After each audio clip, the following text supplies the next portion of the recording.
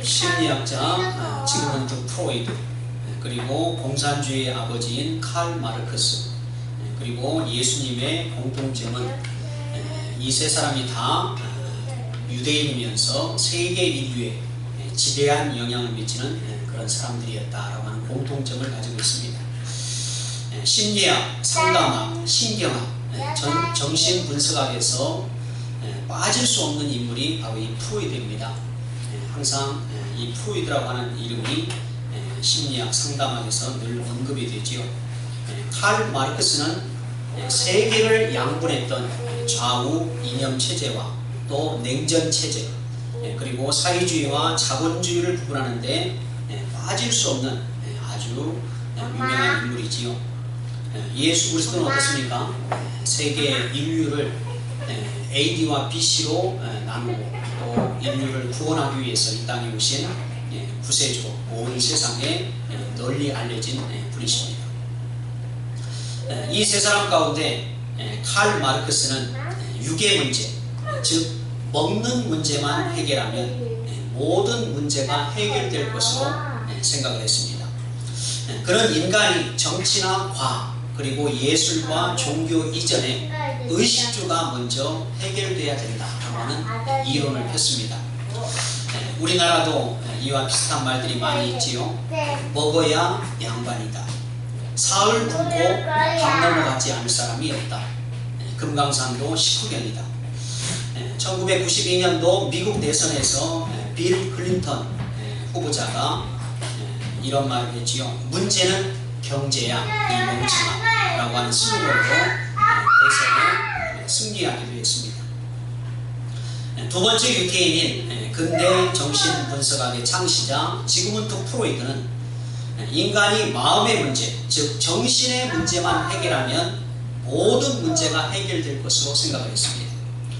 프로이드에게 있어서 종교의 개념은 영혼의 문제, 영적인 문제가 아니라 인간의 정신적인 유지증, 다시 말하면 인간이 스스로 나약하기 때문에 어떤 절대자를 의지하려고 하는 그런 어린아이와 같은 그런 마음이 표출된 것이 종교다. 그리고 집단 망상일 뿐이다. 종교에 빠진 사람들은 전부 다 집단 망상에 빠진 그러한 집단으로 이렇게 생각을 했습니다. 프로이드의 눈에는 종교인들이 영적인 것과는 아무런 관련이 없는 그저 광신자, 맹신자 이런 사람들만 보였던 것 같습니다. 그렇다면 세 번째 유태인인 예수님은 어떻습니까? 예수님은 우리에게 아주 중요한 말씀을 하고 있지요. 사람이 먹고 사는 문제를 가장 중요하게 여기는데 사람이 떡으로만 사는 것이 아니다 라고 예수님은 말씀을 하십니다. 또 마르크스처럼 먹고 사는 육의 문제가 전부가 아닌 것을 성경은 여러 곳을 통해서 우리에게 보여주고 있습니다. 또한 예수님은 프로이드처럼 사람의 마음속에 있는 의식적인 부분과 무의식적인 부분을 많은 교육과 지식을 쏟아 부음으로 인해서 그 사람을 교정할 수 있다, 새로운 사람으로 바꿀 수 있다 라고 하는 그러한 쪽으로도 예수님은 말씀하지 않습니다. 오히려 예수님은 사람의 마음이 어떻게 돼야 되는 것으로 말씀하고 있느냐, 프로이드처럼 많은 지식 또 많은 교육을 통해서 그 사람을 아주 원시인과 같은 무식한 사람에서 유식한 사람으로 이렇게 바꿀 수 있다. 그 사람의 모든 삶의 전반을 새로운 사람으로 바꿀 수 있다 라고 이렇게 말하는 데 비해서 예수님은 뭐라고 말씀을 하고 있느냐, 그 사람의 마음 속이 깨끗하게 비워져야 된다고 말씀하고 있다는 것입니다. 산상수 8복의 첫 번째 복이 바로 이 복 아니겠습니까? 심령이 가난한 자는 복이 있나니 천국이 저희의 것이니. 사람의 마음속에 세상적인 것들, 그것이 무엇은 교육이 되었던 아니면 지식이 되었던 세상의 온갖 잡다한 모든 것이 되었던 것 간에 그런 것들이 사람의 마음속에 가득 채워져 봐야 그것은 진정한 사람에게 소망이 될 수 없다는 것입니다. 사람에게는 무엇이 채워져야 되느냐, 바로 영적인 것, 하나님의 은혜가 그 사람 속에 채워져야만이 그 사람이 새로운 사람으로 바뀌어질 수 있고 그 사람의 삶이 전혀 다른 인생으로 바뀌어질 수 있다는 것입니다. 영적인 존재인 사람은 무언가에 미쳐야만이 살아가는 존재들입니다. 칼 마르크스처럼 먹고 사는 것에 미치든 아니면 프로이드처럼 오만 가지 잡생각에 빠지든 무언가에 사람들은 미쳐야만이 살아갑니다. 돈에 미치든 도박에 미치든 쾌락에 미치든 사람들이 무언가에 빠져서 살아가게 된다는 것이죠. 성경에 등장하고 있는 인물들도 마찬가지입니다. 예수님을 만나기 전 베드로가 무엇에 미쳐서 살았습니까? 바로 갈릴리 호수에서 물고기 잡는 것에 미쳐서 살았습니다. 미쳐서 살았다고 하니까 여러분들은 뭘 베드로가 그렇게 미쳐서 살았느냐라고 이렇게 말할지 모르겠지만 성경을 한번 보세요. 이 베드로가 물고기를 얼마나 잡고 싶었는지 성경을 보면 예수님 만나기 전에 어떻게 잡았다고 말합니까? 밤이 다 새도록 물고기를 잡았다고 말합니다. 미치지 않고서야 그렇게 온 밤을 다 새면서 물고기를 잡을 리가 있겠습니까? 그런데 한 마리도 잡지 못하죠. 이러한 물고기에 미쳐 사는 베드로를 예수님께서 어떤 사람으로 바꿔놓으십니까? 바로 사람을 낚는 그러한 일을 하는 영혼을 살리는 일에 미쳐 사는 그러한 복음의 전도자로 예수님이 바꿔놓으셨다는 것이죠. 사도 바울은 무엇에 미쳐서 살았습니까? 바리새인 중에 바리새인으로 이 사도 바울은 예수님을 만나기 전에 유대교에 미쳐서 살았습니다. 얼마나 유대교도 바리새인으로서 철저하게 그의 삶을 살았는지 빌립보서 3장 5절로 6절에 있는 말씀을 보게 되면 바울이 자기가 예수님을 만나기 전에 삶에 대해서 이렇게 고백을 합니다. 나는 8일 만에 할례를 받고 이스라엘 족속이요 베냐민 지파요 히브리인 중에 히브리인이요 율법으로는 바리새인이요 바리새인의 열심으로는 교회를 박해하고 율법의 의로는 흠이 없는 자라. 자, 유대인 더구나 바리새인들. 자, 이 사람들의 특징이 무엇이냐면 바리새인이라고 하는 이 집단의 특징이 바로 구별된 사람이라고 하는 특징을 가지고 있습니다. 분리된 사람. 이 말이 무슨 말이냐면 쉽게 말하면 나는 너희들과 달라. 나는 너희들과 질적으로 달라. 수준이 떨어져. 수준이 달라. 그러니까 얼마나 나는 바리새인으로서 유대교도로서 특별한 삶을 살아가고 있었는지를 바로 바울이 스스로 고백을 하고 있다는 것입니다. 이러한 바리새주의에 미쳤던 바울을 예수님께서 만나주심을 통해서 바울이 예수 그리스도를 전파하는데 아주 미치도록 일하는 그런 사람으로 예수님께서 바꿔놓으신 것을 성경이 우리에게 보여주고 있지요. 무려 3차 전도 여행을 다닐 정도로 바울이 그렇게 복음을 전하고 결국은 순교의 제물이 되는 그런 사람이 된 것을 우리에게 보여주고 있습니다. 자, 가룟 유다, 예수님의 12명의 제자 가운데 하나인 이 가룟 유다는 무엇에 미쳐 살았습니까? 가룟 유다는 예수님을 만나기 전이나 만난 후에나 늘 이 가룟 유다는 돈에 미쳐서 살았습니다. 돈을 그렇게 좋아하는 사람이라는 것이죠. 오늘 저와 여러분들도 돈 좋아하죠? 자, 돈 싫어하는 사람 있습니까? 자, 가룟 유다는 돈을 좋아하는 정도가 아니라 돈에 아주 미쳐서 사는 사람입니다. 가룟 유다가 가지고 있었던 생각은 돈에 대해서 아주 분명한 확신을 가지고 있었던 것 같습니다. 돈이 최고다. 돈이면 뭐든지 할 수 있다. 돈만 만들 수 있다면 메시아도 팔아치울 수 있다. 오늘날 우리 그리스도인들 가운데도 혹시 이러한 생각을 가진 사람이 있을지 모릅니다. 내가 돈만 만들 수 있다면 그까지 신앙, 교회 다니는 거 얼마든지 포기할 수 있잖아요. 가룟 유다와 다른 것이 없는 사람이라는 것이죠. 가룟 유다가 그렇지 않습니까? 이 땅에 구세주로 오시고 메시아로 오신 예수님을 돈 때문에 아주 버리지 않습니까? 베드로는 예수님을 통해서 그물이 찢어질 정도로 물고기가 많이 잡히신 것을 보고 예수님께 미치는 사람으로 바뀌어졌습니다. 사도 바울은 다메섹 도상에서 예수님을 만남을 통해서 예수님께 미치는 사람으로, 그 예수님을 전하지 않고는 견딜 수 없는 사람으로 바뀌어졌습니다. 반면에 가룟 유다는 어떻습니까? 돈에 한번 미쳐버리니까요, 예수님을 통해서 놀라운 표적과 기적들이 나타나는데도 불구하고 이 가룟 유다가 어떻습니까? 예수님 앞에 미치는 사람이 되지를 않습니다. 종교에 미치고 일에 미치는 사람보다도 돈에 미치는 사람이 더 무섭다는 사실이죠. 오늘날 교회에서 일어나는 문제의 가장 중요한 이유가 무엇인지 아십니까? 바로 돈입니다.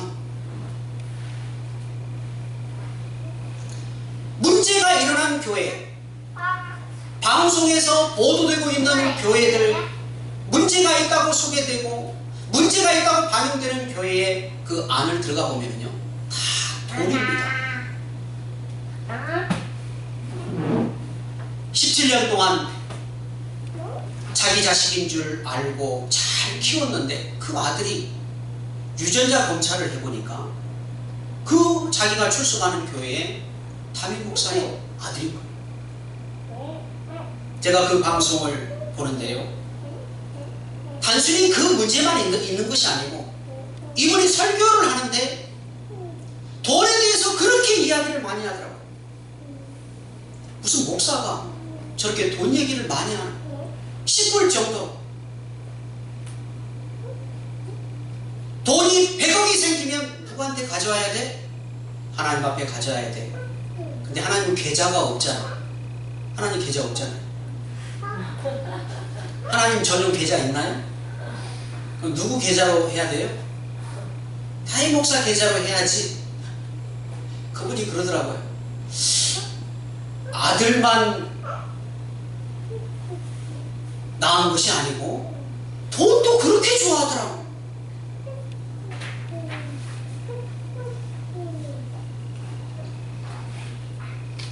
돈에 대해서 한번 탐심에 빠지게 되면요, 이건 바꿀 수가 없습니다.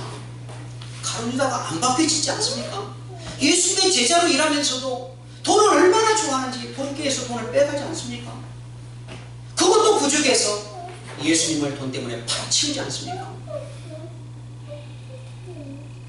가룟 유다가 망한 이유는 예수님을 팔아야만 되는 억울한 배역을 맡은 것이 원인이 아닙니다.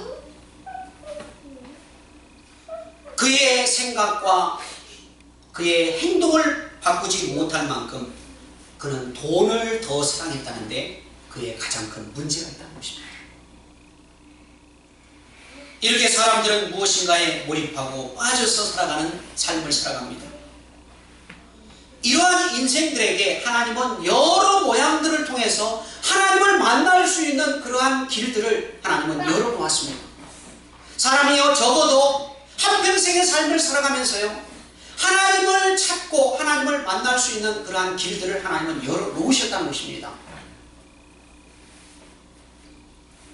또 사람들이 하나님을 만날 수 있도록 온 우주 만물들을 통해서도 이것은 사람들이 만든 인공 물건들이 아니라 이것은 누군가의 손에 의해서 지어진 창조물이다 라고 하는 것들을 생각할 수 있도록 하나님이 우주의 만물들을 아주 아름답게, 아주 오묘하게 만들어 놓으셨습니다. 이것을 신학적으로 일반 계시라고 말합니다.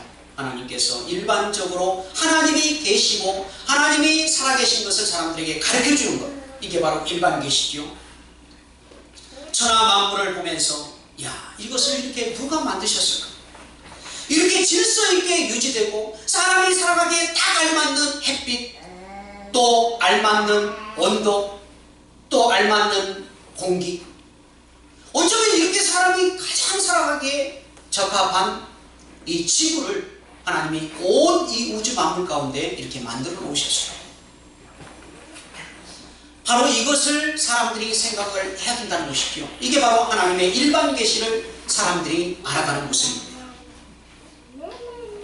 오늘 본문 로마서 1장 21절에 있는 말씀을 보게 되면 바로 이것을 우리에게 말씀을 하고 있습니다. 창세로부터 그의 보이지 않는 것들, 곧 그의 영원하신 능력과 신성이 그 만드신 만물에 분명히 보여 알게 되나니 그러므로 믿지 않는 자들이 핑계치 못할지니라. 이쑤시개 하나도 사람이 만들어야만이 그것이 우리 손에 들어올 수 있습니다. 자, 이쑤시개가 큰 고목나무가 벼락이 맞아가지고 쩍 하고 갈라져가지고 땅바닥에 떨어지고 막 바람이 불고 태풍이 불고 땅바닥에 둥그러 다니다가 닳고 닳아가지고 이쑤시개가 만들어진 게 아니잖아요. 이쑤시개 하나, 그 10원 가치도 안 되는 그 이쑤시개 하나도 사람이 공장에서 나무를 깎아야만이 만들어져서 나올 수 있습니다. 하물며 이쑤시개보다도 훨씬 더 세밀하고 훨씬 더 복잡한 이러한 이 세상에 있는 모든 것들을 그냥 저절로 만들어진 것이다, 이렇게 말한다고 한다면 이것은 억지가 될 수밖에 없다는 것이죠. 볼펜 한 자루, 이쑤시개 하나, 다 사람이 만들어야만이 존재를 합니다. 아무리 하찮은 것, 값어치가 없는 것도 사람이 만들어야 존재를 하는데, 하물며 우리가 바라보고 있는 숲, 강, 바다, 해양생물, 동물, 오늘 저와 여러분들과 같이 지각을 가지고 영혼을 가진 존재들, 자, 이것들이 그냥 저절로 만들어졌을 리가 있겠습니까? 절대 그럴 리는 없다는 사실이죠. 자, 그렇기 때문에 사람은 이 모든 것들을 만드신 분이 누구일까를 생각할 수 있어야 된다는 것입니다. 그런 것에 대해서는 아무런 관심이 없고 그저 이 세상을 살아가면서 무엇을 먹어야 되느냐, 무엇을 마셔야 되느냐, 무엇을 입어야 되느냐만 생각하고 살아간다면 사람으로서의 존재 가치를 스스로 잃어버리고 살아가는 사람이 될 수밖에 없다는 것이죠. 과학에서 말하는 빅뱅 이론이 무엇입니까? 우주의 기원이 창조주에 의해서가 아니라 우연한 폭발과 팽창에 의해서 시작이 되었다는 이론이 바로 빅뱅 이론입니다. 어느 한 시점의 폭발로 우주가 만들어지고 또 동식물들이 만들어지고 오늘 저와 여러분들이 만들어지게 되었다는 것이 바로 빅뱅 이론이라는 것이죠. 폭발은 무엇을 말합니까? 자, 폭탄이 폭발을 했다. 자, 무엇을 말합니까? 폭발을 통해서 무엇이 만들어집니까? 파괴가 일어납니까?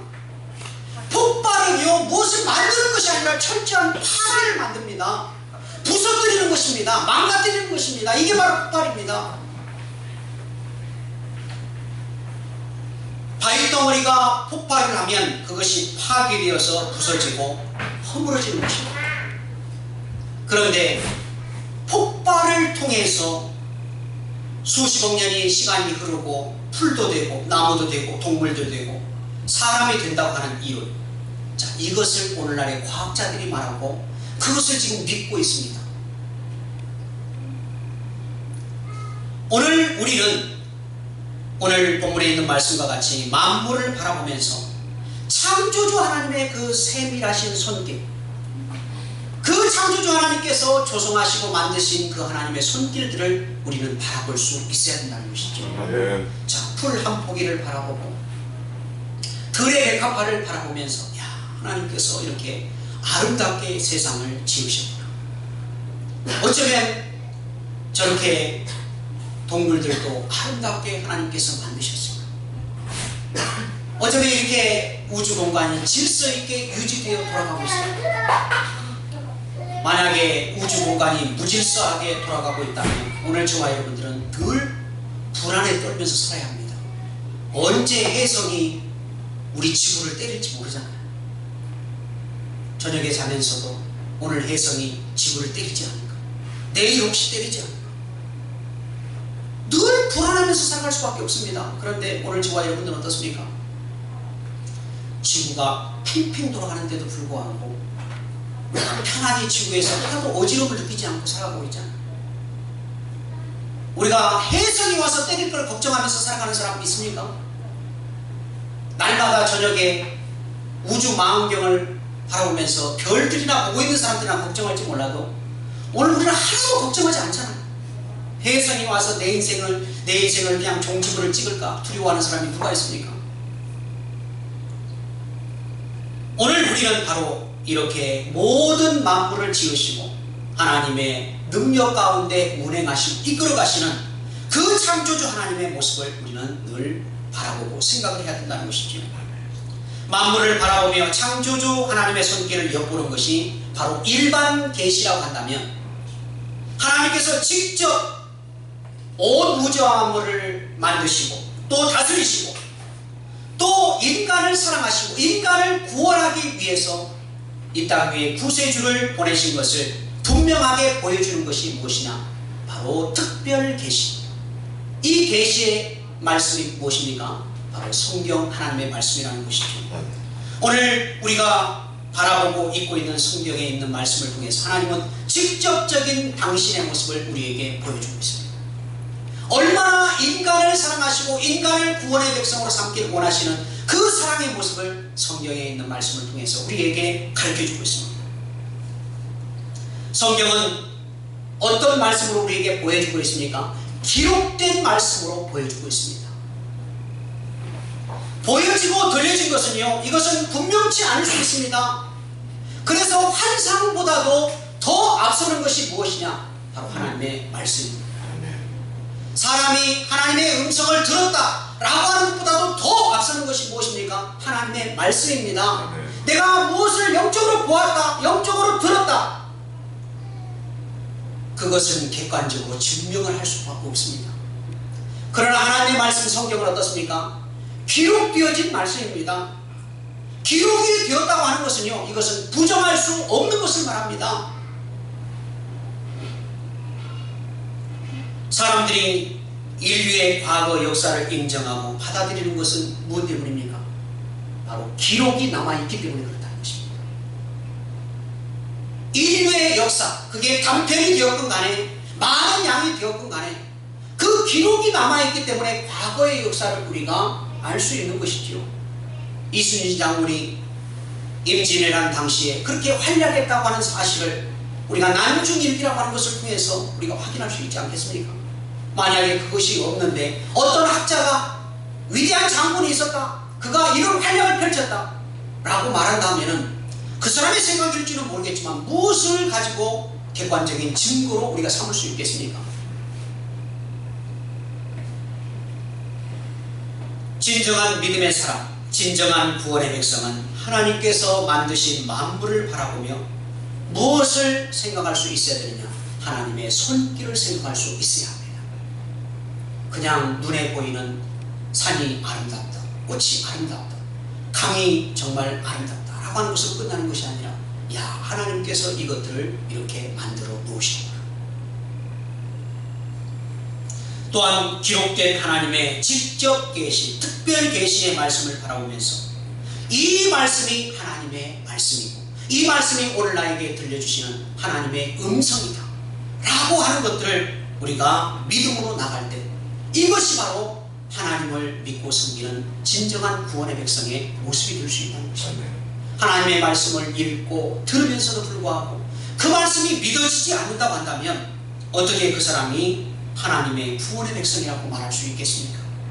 오늘 저와 여러분들이 이 세상에 있는 모든 것들을 바라보면서 하나님의 창조의 손길을 바라보고 또 하나님의 말씀을 읽고 들으면서 하나님의 음성을 듣고 더욱더 하나님 앞에서 아름다운 믿음을 통해서 이 세상에서 하나님의 거룩한 백성의 삶을 아름답게 살아가는 귀한 구원의 백성들 되기를 주의 이름으로 축원합니다.